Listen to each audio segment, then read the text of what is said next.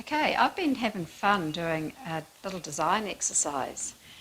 What I did was create 4 different papers just using black and white paint, and I've rolled up a square and I've just been cutting them out and laying them down and creating compositions, just looking at value contrasts and leading the eye around and focusing on maximising differences and also links. So having some things that are linking, like the lines here, and then things that are different, like this sort of mark sitting next to that thing, and these straight lines next to those curvy lines. So I've done that one, and here's another one. Same thing, so I've got black paper with some white lines painted on.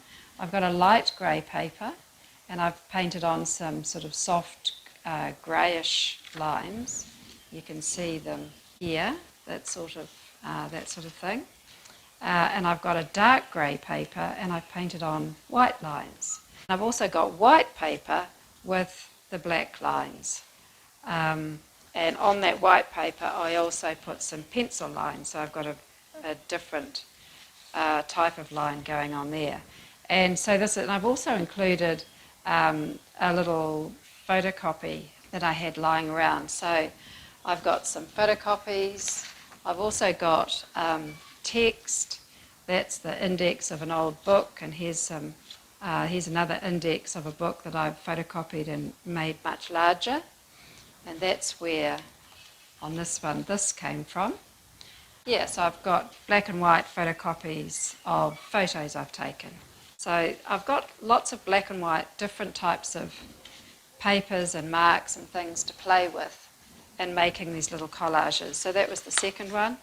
And this was actually the first one I did. And it's probably the least good one. So with each one, I feel like I'm getting a little bit better. So let's do another one and see what we can come up with. So the first thing I do is choose a piece of paper that has some sort of interest and a shape. That's quite nice. And I find that actually doing this sort of thing, I don't like to arrange bits of paper when they're not stuck down. So I like to stick them down first. I'm just using some gel medium here just to glue it down and put it down in a kind of an interesting way. Try not to put the thing right in the middle, and then look for something that's going to be different from that.